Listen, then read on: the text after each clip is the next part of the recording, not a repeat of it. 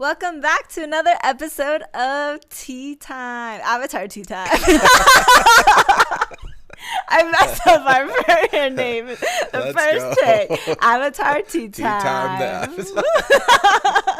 Cheers, Avatar. baby. Cheers. All right. So, I'm Jess, and I'm here with my husband, Beaver. We are the hosts of Avatar Tea Time.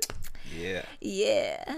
And just wanted to kind of introduce ourselves, actually, before we get started into the episodes. And this is because we saw that we have some unique listeners. Oh, yes. We have some listeners even now. in different countries. So. I know. That's really cool and exciting for us. Yeah. So, I wanted to take some time just to introduce ourselves. Yeah. Again. Yeah. Hello. We are husband and wife, best friends, lover of Avatar: The Last Airbender. We grew up with Avatar: The Last Airbender, so it's super nostalgia for us. And yep, not fans of the movie. Not fans of the movie, no. The So, live action. I don't know anybody that is a fan of that movie, but yeah, excited for the live action series that will be coming up. Do you want to talk anything about that? Are you excited for it? Or? I'm excited for it. To be honest, Beaver and I watch a lot of YouTube videos. I have a confession to make. A healthy amount. A good healthy amount. So all the news of the live action series, seriously, we're always on top of it. We check it like almost literally every day. To see if there's any videos or anything that's been released. But yeah, also we want to also maybe make a plug right now. Yeah, let's make a plug. So we have an email. Yeah. And we're also just gonna manifest that we're gonna get invited to like Comic Cons. Let's go. News about the Avatar. So yeah, we do have.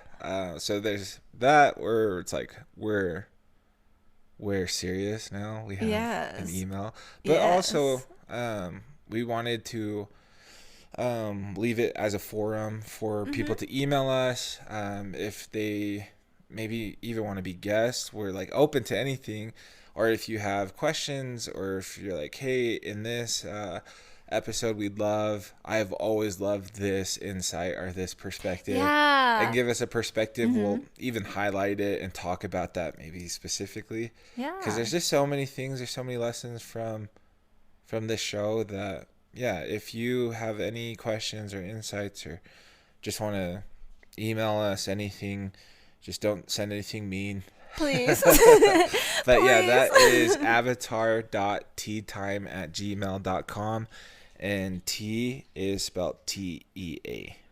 Yes. Yeah. Yeah. So little plug. Yeah.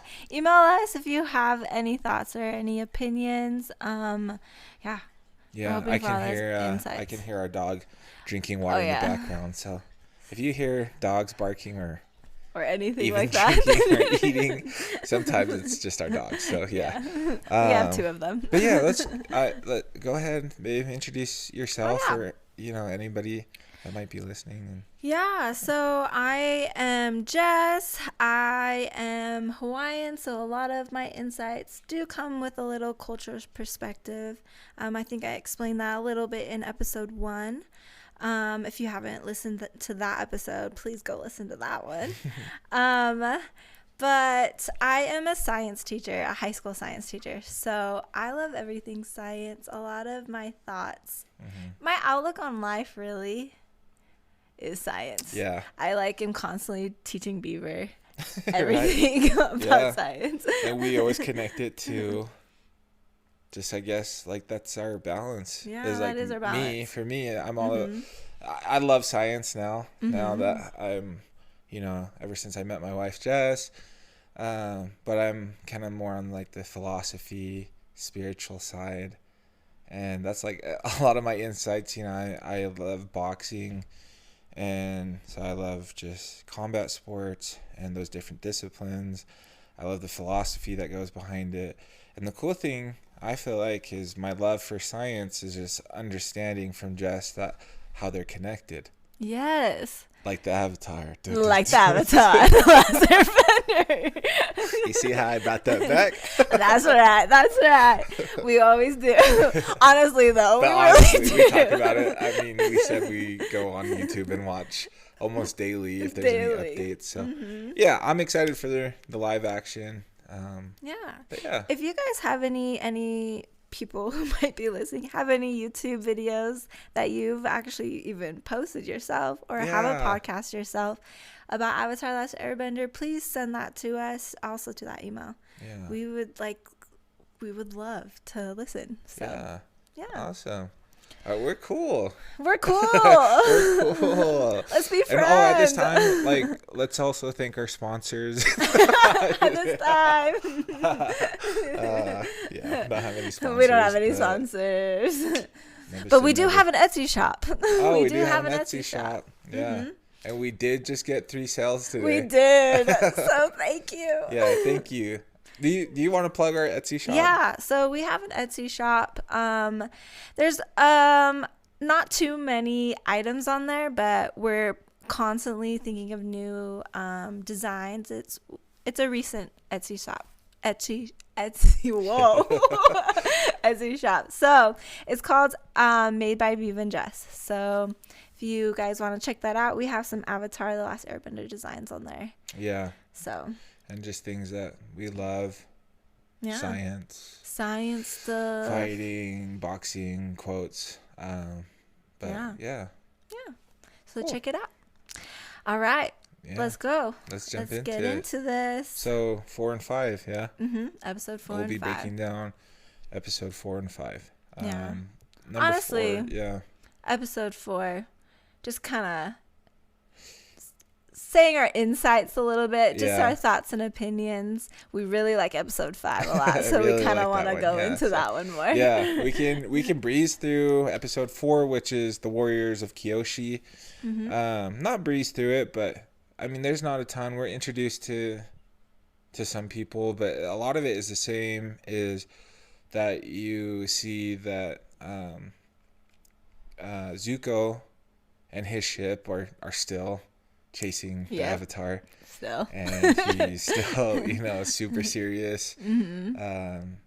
Uncle Iroh tries to kind of make the mood a little bit lighter, but Zuko just has that one mission. That mission. Catch the Avatar.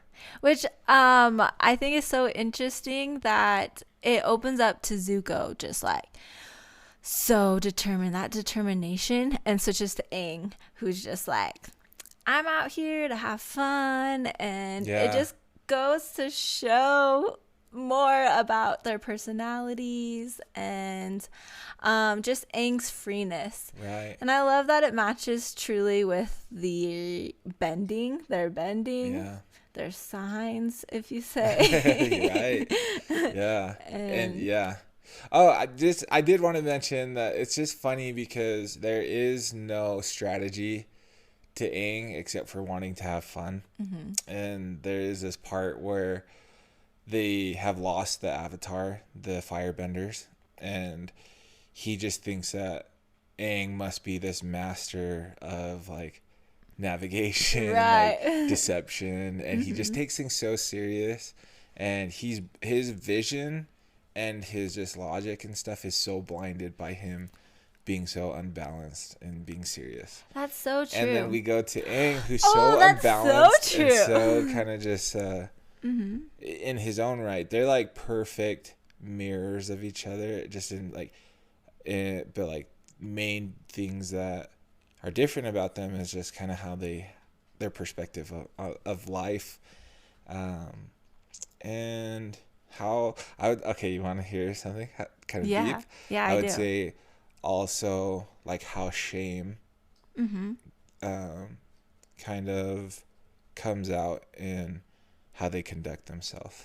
Correct. So shame for Zuko just makes him so rigid and so just blinded because he's just so driven by just wanting to prove himself, and Aang just always avoiding any type of responsibility.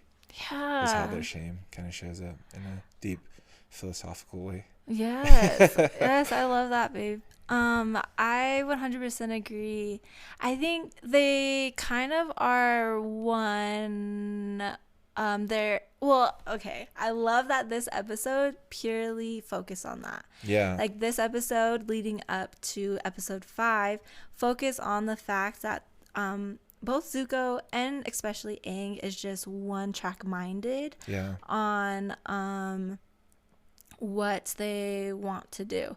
So like exactly what you said, Zuko, just one track mind, get the avatar. And even later on in the episode when he actually shows up to Kyoshi Island and they have that battle, or I guess not really battle, but they're fighting. Even in his fighting style, just everything is just like so one track minded of the avatar. And then Aang is just so one track minded on impressing Katara, like the whole episode. Yeah. And so, which is really cool because the next episode, kind of dives more into having a different and it also just shows like from another like deep kind of thing is that like how they're both really afraid to go any deeper to like, you know, let their minds wander below the surface for Zuko and for Aang. But yeah, they're young. I won't go. Yeah, they're young. Yeah, and they're just trying to prove themselves. But yeah, I don't want to go too deep down that rabbit hole. But basically, yeah, they stop Aang and the gang. They stop, and Aang just wants to impress Katara, and he starts riding these big, humongous koi fish in the sea, and gets attacked by something. But you see, yeah, I mean, we can just keep rolling through this episode. So, Aang is kind of welcomed here into this village. Well, first they get captured. Yes, they get captured by the Kyoshi Warriors. That's where we get introduced. Yeah, that's to where the Kyoshi Warriors. And they get captured, and they're being treated pretty hostile. But something interesting is that here on Kyoshi Island, they've been the king or whatever describes to Aang and them that they've been able to stay out of the war. So they're pretty unaffected by the Fire Nation. And then Aang proves to them that he is the Avatar. And it's called Kyoshi Island. You know, they really love Avatar Kyoshi, which was a previous Avatar, the one right before Avatar Roku. And once they find out that he's the Avatar, then everybody starts welcoming him with open arms. And they love him. And Aang is being treated like a celebrity here, pretty much. Yeah. So did you have any insights up to that point? Up to that point, it's kind of fun. We get introduced to the Kyoshi Warriors, and that's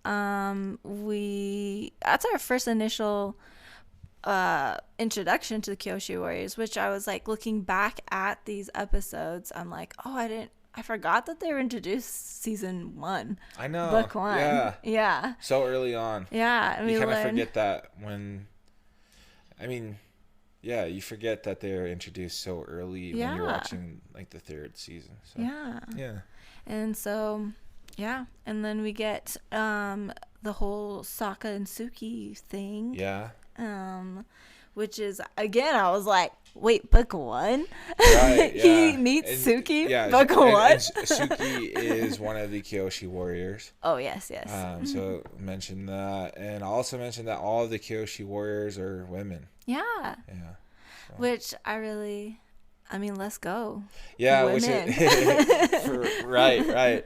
And yeah, so Sokka just is having a hard time because they kind of got bested by this all women pretty much group militia or whatever they are. They train, and he at first after is super prideful and is just like, so what are you guys doing? Like he's like kind of spying on them, like watching them, and they're like, do you want to train? So they offer to train him, and he's like just prideful. They pretty much like kick his butt again, But then the next day he comes back and he's humble and wants to learn from them. So yeah, that's the introduction to Suki. Mm-hmm. And yeah. I really like that part. I really like that part where Sokka has to come back the next day or later on that day. I don't really remember. Yeah. And Sokka has to humble himself.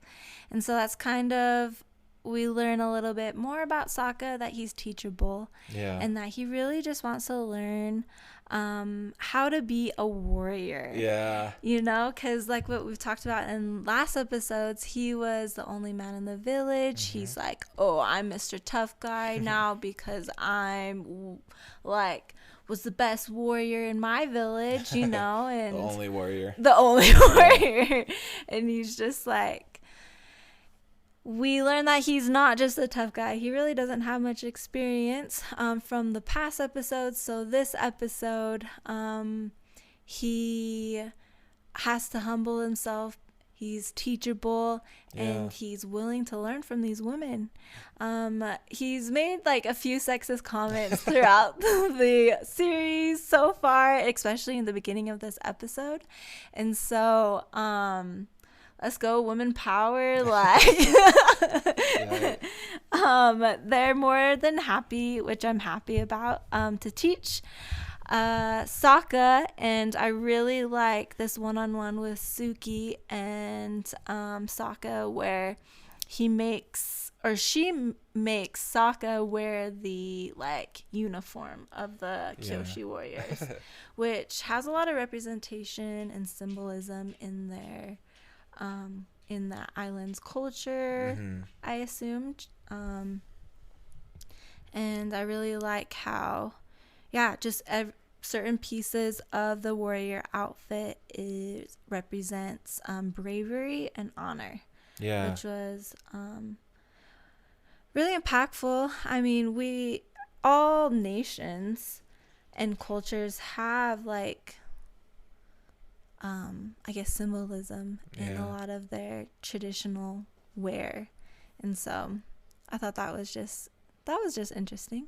Yeah, it is interesting. It digs a little deeper too. Makes you feel a little like, this is real. Yeah. And there's like honor, to it also. Yeah, that's awesome. And because jumping back to like Aang and Katara, he's just like trying to make Katara like jealous because the girls in the village are like really, he's the Avatar, he's he's the Last Airbender, and so they're just really kind of enthused by him. But like, so going back to them, we where are we? We have our notes in front of us. Sorry, going back to them, Aang is impressing Katara by going into the water. Yeah. Which I really like that part, purely because Aang gets bested by this unagi creature that's in the water, and Katara has to save him once again. Katara's always saving him. But I like that they're building that up, that really you can see that there's kind of like this crush, this little feelings for each other, and they're really like looking after each other. And Katara's like a big just like foundational, like you can see Katara just like is really going to be a caregiver and love Aang, and they're going to grow closer. But so with all of that, with this whole village loving Aang, we see that like news about the Avatar being there is starting to spread, and it spreads as far as getting back to Zuko, that he's at Kyoshi Island, and so here comes Zuko for the Avatar, quickly and determinedly. And he just comes in, and he doesn't care what he burns in the way. He's like, he's just burning down this village. And an insight that I had too is like, Aang in this past episode he gets to see like what the Fire Nation did to the Airbenders. True. But he didn't get to see any of it. Right. But then Zuko comes and he's looking for the Avatar, and he's just like flying overhead with Appa over this village, and just seeing like, oh my gosh, like it's all burnt up, you know, like not only are they gonna just like hunt him, and does he have this responsibility, but now it's just like anyone that helps the Avatar, who befriends the Avatar, they run the risk of getting their worlds flipped upside down as well. And so that weighs on Aang really, really hard. And the thing that I wanted to mention with that is that Katara that comes up to Aang and says, we need to just leave. Yeah. Like, and she's like, I know that running probably sounds like the worst thing right now, but that's probably the best thing, so that they leave this village alone. And you can see it's just so conflicting to Aang, because he just has the biggest heart, you know, and he just wants to have fun, and then he gets like the challenges of what's really happening in the world. It just like hits him right in the face. I love that. It's a certain hard reality check of like, oh, I can't just be praised and have all these fangirls all the time and all this attention and just fun all the time. Like, I have a duty. Yeah. I have a duty to the world, and oh yeah, there's somebody chasing me who is trying to. It's not all sunshine and rainbows, which is pretty interesting. Like, so he sees that they burned this village, right? And it's pretty interesting how. And I guess, are you ready to jump over to the next episode? Almost, yeah. Let's hear it. I just want to say real quick that Aang really cares about the villagers still. He flies off on Appa, which then Zuko realizes and sees that, oh, they're flying off. And then Aang comes back and he's like, they're about to fly off, and Aang realizes that, oh, we're leaving and this town is still on fire. So he's like, enough of this, gets on the unagi and like sprays the water all down. And I thought it was so funny because like still the village master or whoever that leader is, you get a clip of him, and as he's Aang is flying back away from them, he's just like, thank you, Avatar. And it's like, all these people, like, their town got destroyed because of him, but it was just like funny because they're like still fangirls of the Avatar. I do have this feeling that they understand that, like, oh my gosh, the Fire Nation, they've been able to stay out of the war, and now all of their people are in danger, but the Avatar brings hope, you know. So there's that hope just like again. This deep meaning. And I'm glad that you brought that up before jumping over, because something that I wanted to mention is that, so Zuko doesn't want to lose them again, so he's pulling everybody back out of the village and like, follow them, let's be on their trail and stuff. And when he jumps on the unagi, it's just like Aang is like he's really dope, you know, and he masters this huge serpent thing and makes it spray water onto the village. But not only that, I think that it really built trust with Katara, because this whole episode they're kind of going back and forth, being kind of really just kind of dumb to each other and immature, and he's just like trying to get her jealous the whole time.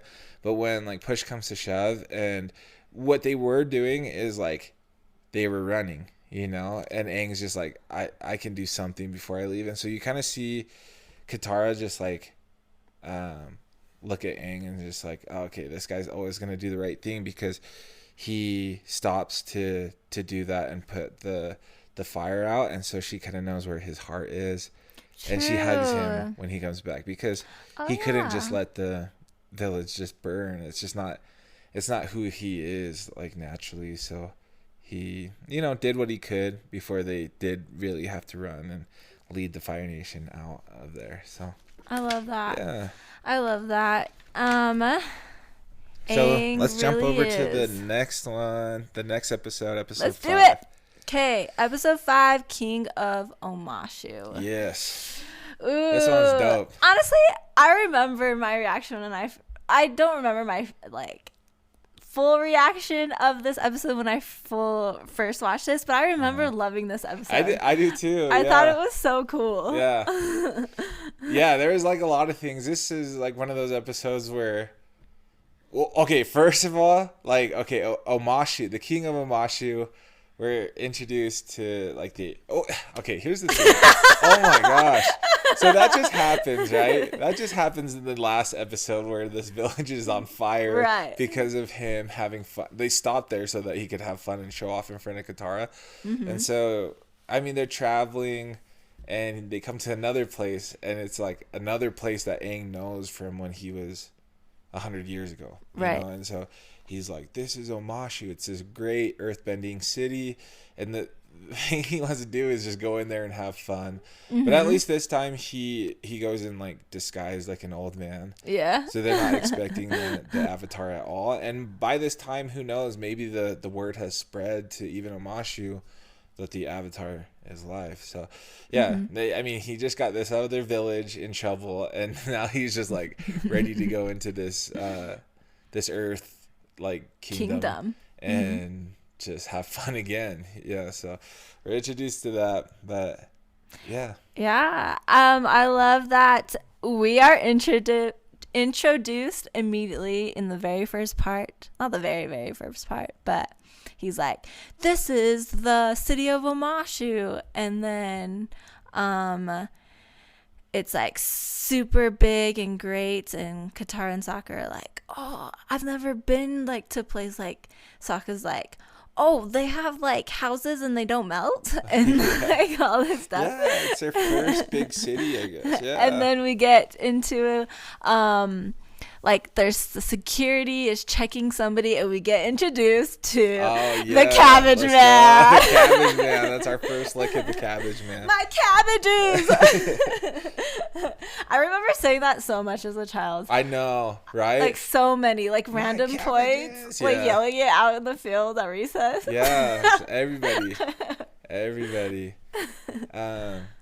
Yeah, we get introduced to him, and they need to in the live action if they show Omashu, which I feel like they'll have to, right? Yeah. I bet. They better make it dope, because it's just this dope. The Earthbenders are like, I mean, it only makes sense that they would be good at like building stuff and moving, That's Earth true. to make these grand cities and stuff. So they better make it dope, but. Yeah, that's all we have to say. They better. But yeah, I mean, so at this point, Aang is telling Katara and Sokka about Omashu, and he's like, I had a friend here.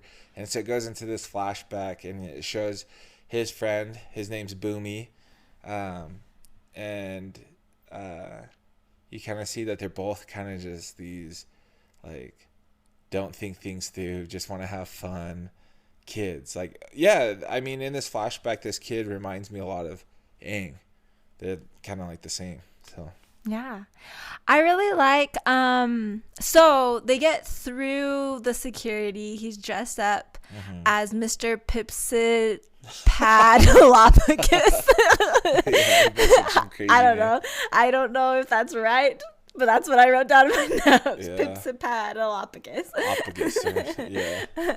And Aang is like, look at this. Like, they have this, like, the best delivery system ever. Mm-hmm. And then that's when it goes into that flashback. And I like you said, is that Boomy is kind of this kid who's just a lot like Aang. But what makes him different, and I think is really goes into play into this episode, is that Boomy says something, and he's like a teacher of Aang. Yeah. He's like, Aang is just like, oh, my friend Boomy, like he always taught me I don't remember what Aang said specifically, but I remember what Bumi says.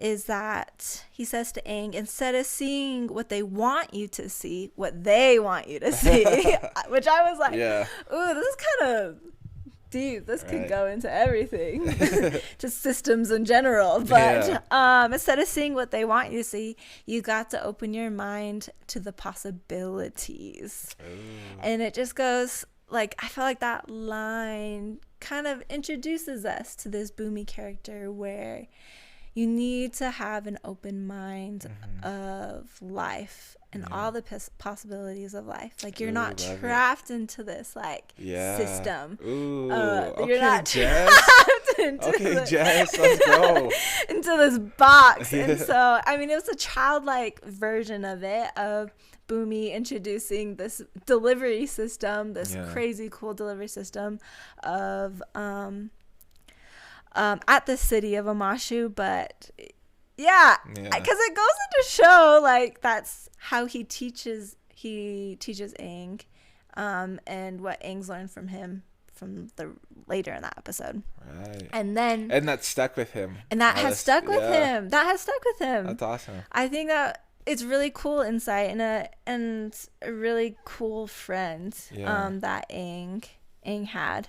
And then Aang calls him, Bumi, you're a mad genius. Yeah. So they end up riding these carts. These like that carry mail, carry just kind of packages all over the city, and it's all done by earthbending, and they start riding it. In this flashback, they start riding it down because it's all like they earthbend it up to where it needs to go, and then they use gravity to have it go to anywhere lower in the city. Science. Yeah, science, exactly. And so they're on the top, and it comes back to like present day with Katara and Sokka, and he's like, okay, just one ride, and then we'll be on our way. And so he wants to just kind of do what he did when 100 years ago, he's still a kid, but ride this mailing system, these carts that are earth down, and just have fun. And he's like, that's my airbending promise, is we'll just do it one time and we'll go. But yeah, so while they're riding down, are we at this point where they're riding down? So they're riding down, and then you see this other cart coming behind them, and it has like these sharp spikes, like sword spear things on them, and you get the notion that they've been found out, because he's still wearing his disguise, right? Well, he's wearing his disguise, and as they go through the doors, one of the security guards notices that Momo's ears comes out of his so do you think it was little the disguise. Guard? It could be the guard, but at the same time, because when I was a child, I always thought it was like, oh, those spears, they like the security came in, put those spears on the chute to go attack them. Yeah. No, I don't think. I don't know. So. Watching it again, I thought so as a kid, and if you still think so, then that's great.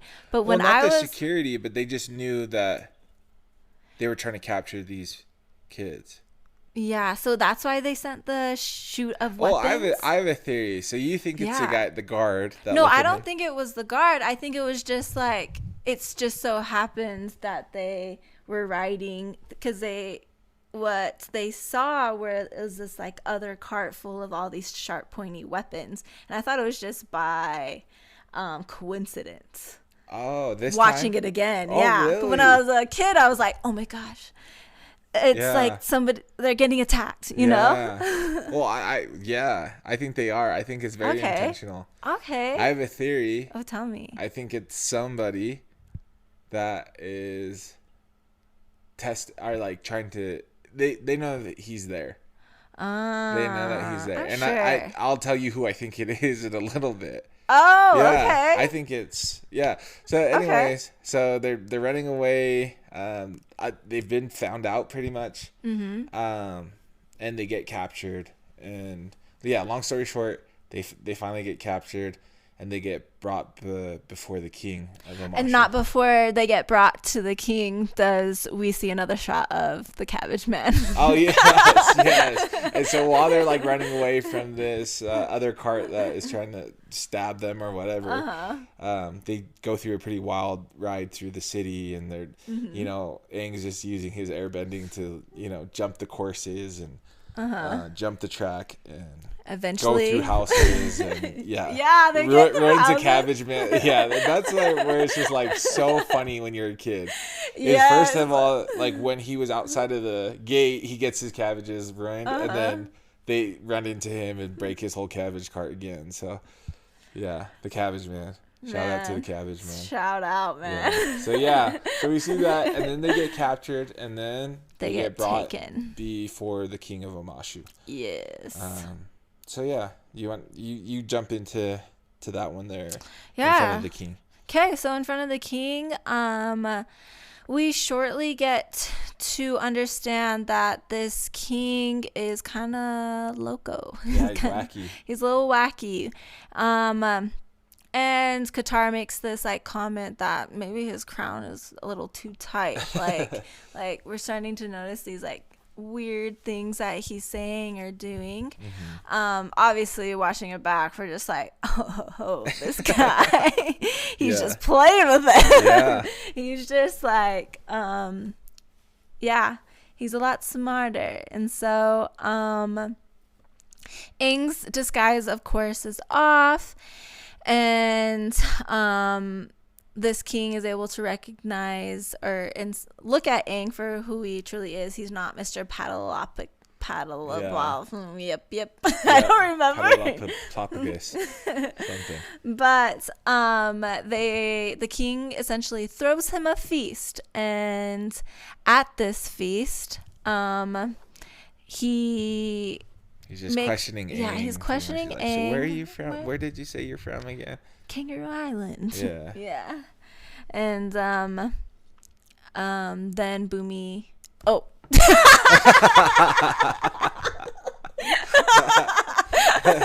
Let's just jump to it. Yeah, let's just jump to it. Basically, the king of Omashu is Boomy, his friend from the flashback. When they were both 12 years old 100 years ago. Right. Well, let's just say so he's this old crazy man. I mean, you guys all know, right? Yeah, you guys all know. And Aang doesn't know who he is at all.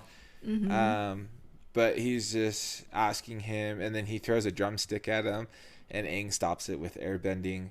And so he's like, this is the Avatar. And I don't know about you, but I remember that when I was watching it, I had no idea that was Boomy. No, I didn't either. Yeah. I mean, he looks so crazy, you know? And he's just like this. He just seems like he's kind of lost his marbles, old man type of thing, which is so funny because it's just such a front. And he is just such a mad genius. Like, he just looks like to anybody, he's just like this crazy old man. Hunched over man. That's what he looks like. But yeah, so we know that's him. But jumping back, so he throws them the feast, and then he puts them in like this nice chamber.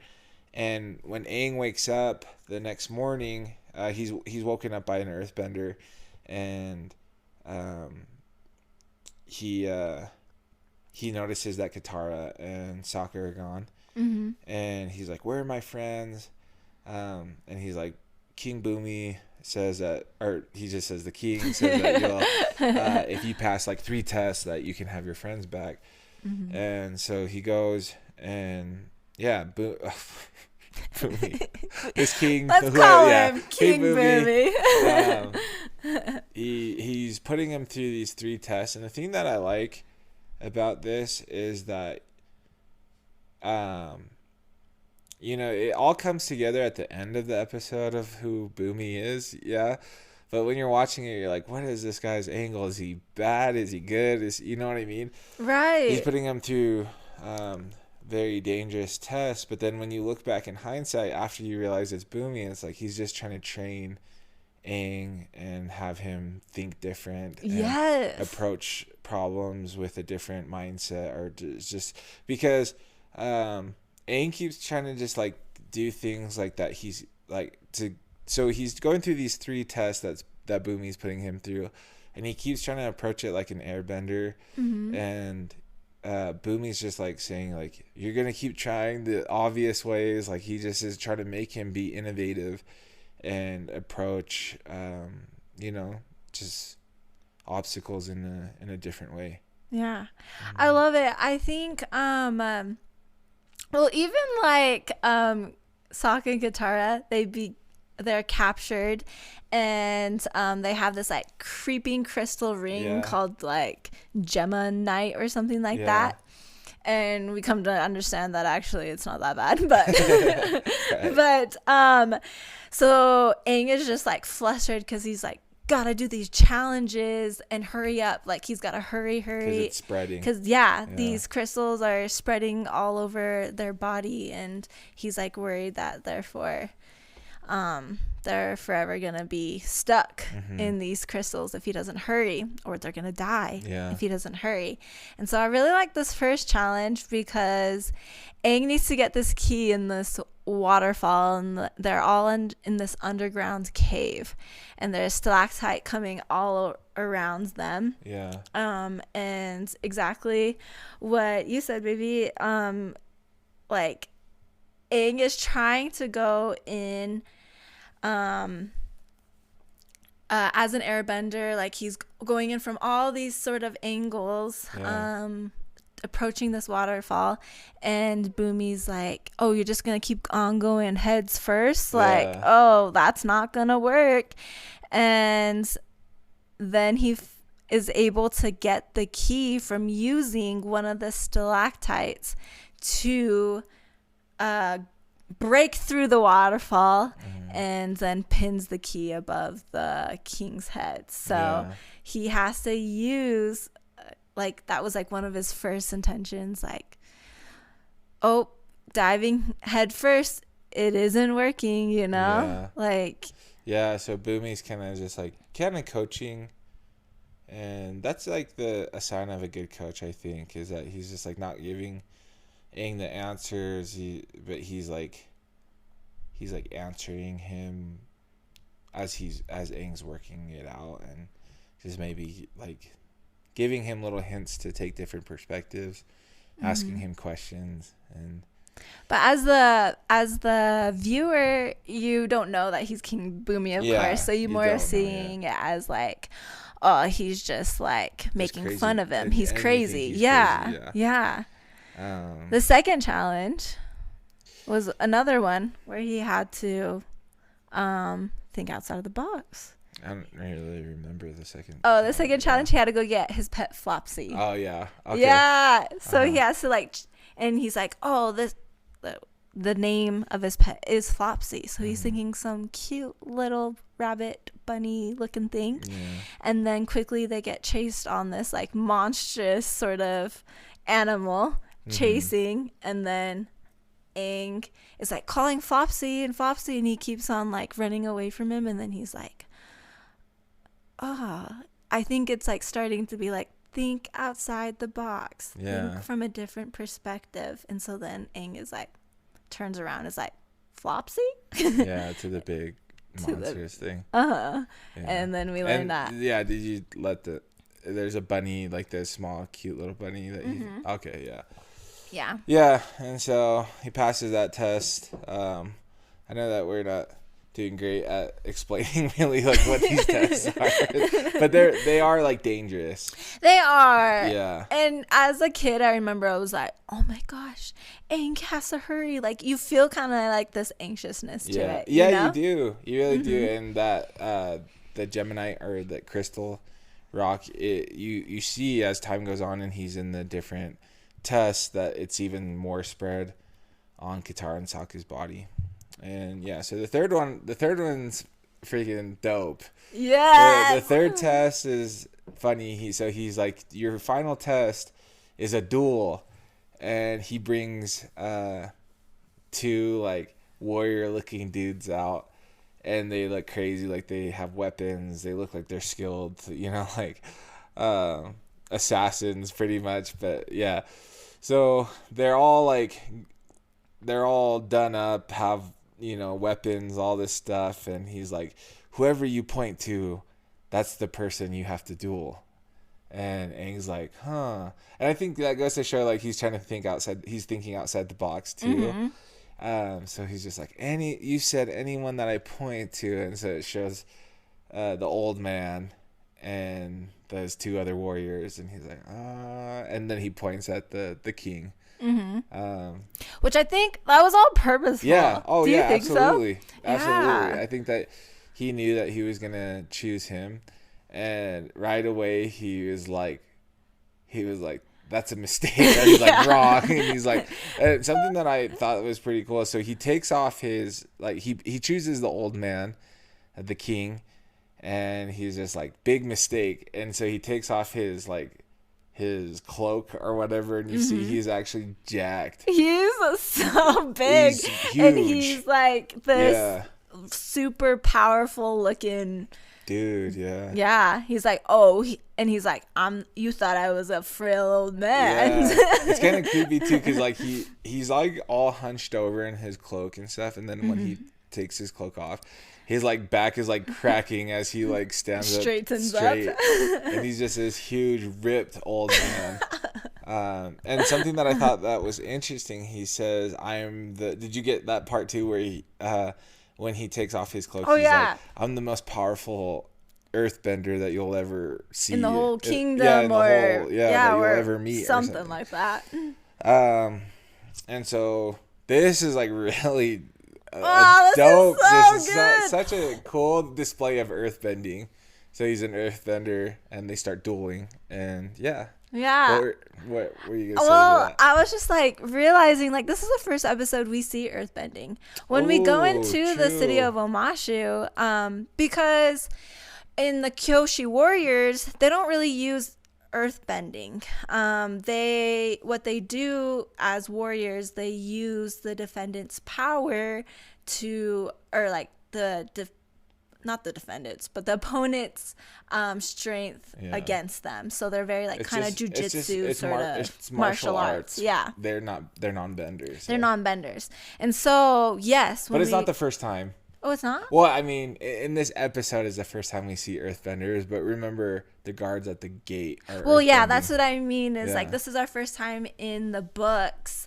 In the book, like, we see actual earthbending, and so we go into the city, and at the city is when we see earthbending, and it's really cool. It's like, it's very systematic in ways of their earthbending, and then we go and see like a battle with earthbending. So it's just like, it's so good. It's so good.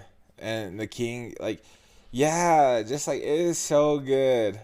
I don't think that the creators could have made it cooler. And you remember we were reading, and for maybe the listener, you know this, or maybe you don't know this, but all of the bending is actually fashioned after a real martial art. Do you remember earthbending?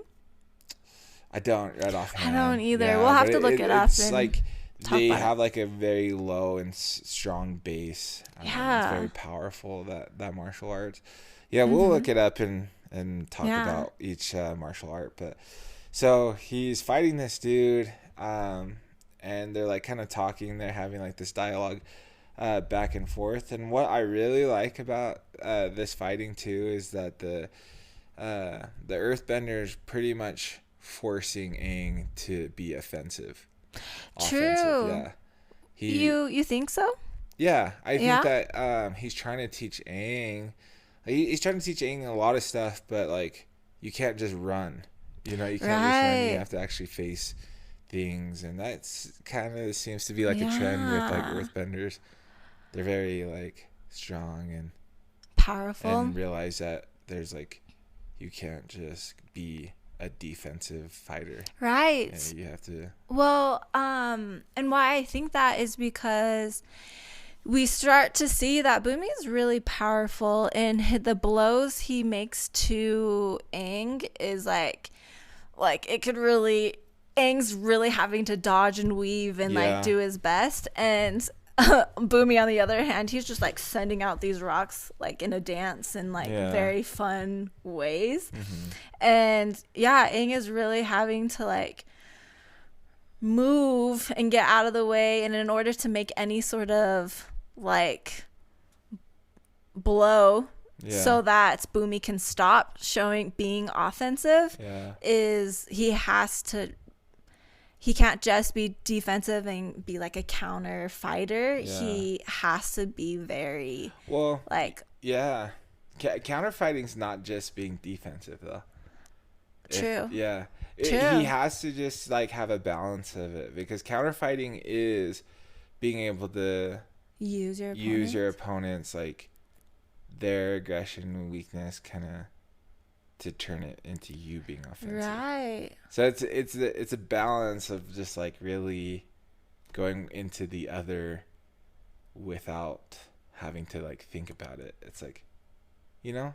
Yeah. It's like the whole like we were watching something about Musashi Miyamoto. Yes. this Japanese samurai, and like what he talks about is no mind. And basically talking about how like you need to have practiced so much getting off on a tangent. No, go for it. I like where this. it's like you can just do things without having to think about it. And I think that's what, not that King Boomy is trying to tell him not to think about it, but he has to just approach things in a different way. Sometimes you can't just always be so predictable. Right. That's something he did say. Boomy was like, oh, your bending is so predictable at first. Yeah, and it really is. It is. He has to really the strategy. Yeah. He has to go against, and I mean, we find out later that earthbending is just totally opposite of airbending, right? Yeah, that's true. He has to think differently, and he finally does, and he comes out on top and stops him, and then he's like, I want my friends back, as like the Gemini is like starting to almost engulf their whole body. And then he's just like, well, you got to answer one question then. And they're like, he's like, that's not fair. You said if I pass these 3 tests. And he's like, you got to say what my name is. And yeah. And then it goes back to like, oh, like, I know who this guy is. Yeah. And still at this point when I was a kid, I still didn't know. I was just like, what? How is he gonna know who his name is? Like, I was like so stupid. Rocky.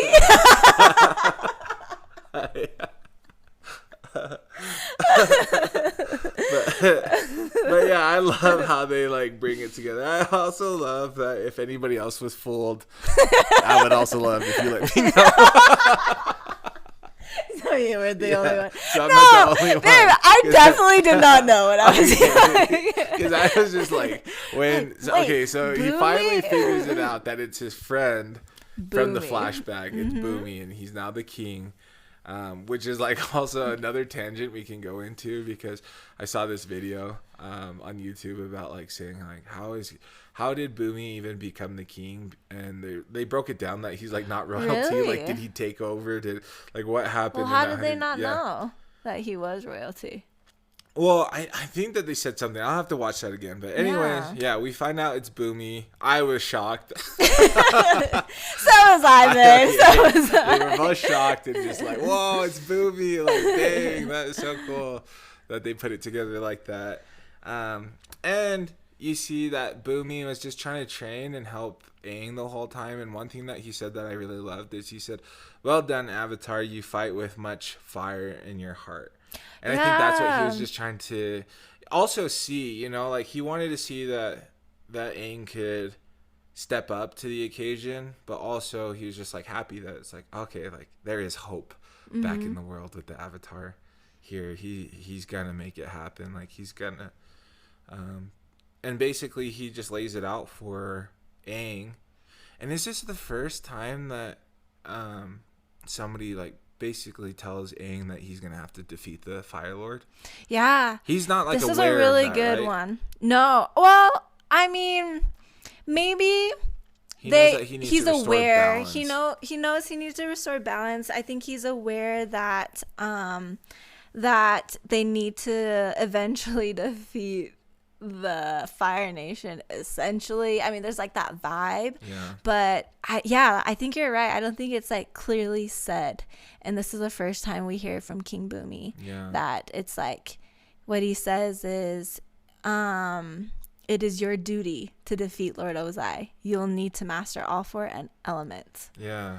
And so yeah, and defeat and you know what's really Lord sad? Ozai. It's like almost, it's like there's like a lot of parts that get me emotionally. But then when he's like, "Oh, it's good to see you, Aang," and then they, you know, they finally realize, and then they give each other this big hug because they were friends 100 years ago. That's sweet. But then something that was like really, like, I guess where it's just like he's warning him, he's like giving him this foreshadowing. Basically, he's just like, you have a lot to learn, Aang. He's like, the world has changed, and the world has changed in the past 100 years. That's true. And so he's kind of setting it up, and I think that's why he put him through. I really do believe that's probably why he put him through all these tests, is because he's just like, he needs to know that he. And I wonder how the next episode goes, because maybe Aang starts taking it more serious, and not just visiting these places to have fun, but he's just like, you got to get ready, you know, you got to defeat the Fire Lord. Yeah, I don't remember how the next one, and I'm excited for next week. To watch it for sure. It makes me think like, did Bumi know that Aang was the Avatar at this point? Well, okay, so you know, yes. Well, I mean, he knew he knew he was the Avatar probably at this point, but I mean, like back in when that flashback happened. Yeah. Did he know that he was the Avatar? Oh, you know, maybe. And before Aang ran away because he found out that he was the Avatar and it was so much of a responsibility. Right. Did he even, like, when they were just friends and hanging out, did he know that he was the Avatar? Yeah, that's a good question. He must have just made that inference that he was the Avatar at that meeting. I'm assuming so. Yeah. Wow. Yeah. So. Yeah. Oh, what was that one point I was gonna make? Oh yeah. Okay, just really briefly, is that with the when they were riding the carts down and you see the spears and the other cart coming towards them. Yeah. I have a theory that was Bumi. I think he knew sent down the. Yeah, and I think that he was just like, he just needed to make them feel like they got captured and see what they were gonna do. Yeah, because he knew he was gonna put him through these tests and stuff, and he was just. Ooh, I see that. That's smart. I want to agree with that then. Yeah. That's a good theory. Maybe. Yeah. That's just my theory, is that it was Bumi and he kind of orchestrated. And I mean, that whole thing. That was like the first thing he said in the thing that he said about Bumi in the flashback is he's a mad genius. And so he's like really, really smart. And you'll even get to find out later in different episodes that he's very tactical and smart. That's how even the ending ends. Ending of this episode with that last line where Bumi's like talking about defeating, how you'll have to master all 4 elements and defeat the fire lord, Lord Ozai, and he's like, and when you do, I hope you think like a mad genius. Yeah. And you'll need Momo too. Oh yeah, you'll need Momo too. And who do you think Momo is? Yeah, we broke down last week who we think Momo is, and yeah, I think that's a great place to end this one, is just saying that he hopes that he thinks like a mad genius. Yeah. Wait, real quick though. Yeah. Oh no, go ahead if you have other points. For sure. Something that I thought was really funny is all the little jokes. I mean, these past 2 episodes, they were a lot more fun, I think, because we didn't have so much Zuko, flashbacks to Zuko, where it was just like determination, like get the Avatar. We weren't learning so much about Zuko so much. We were really learning about Avatar and the gang, Aang and the gang, and so it was a lot of funny parts to it. It was super funny and a lot of random little jokes, like especially in this last episode 5. There's all these like little jokes like the Kangaroo Island, you say? I hear that place is pretty hopping. Or like Sokka is like oh, he's an earthbender. His name must be Rocky. Like stupid little comments like that are so like they're like funny. Pretty much like dad jokes. Yeah, they're dad jokes. But did you notice always in the background in like the like there's like a silence, and then all you hear is like oh really? You hear like cough in the background. I didn't notice that. That's hilarious. It's always in like when there's a joke made throughout these, like I think just that last episode, episode 5. So I thought it was funny because I was like, oh my gosh, maybe I'm just a dad joke like lover. But yeah. Awesome. Yeah. Do you have any? No, that was my last one. Awesome. Yeah. Well, that's episode 4 and 5. Those are cool. And yeah, thank you. Thank you for listening. Great week. Message us. See ya.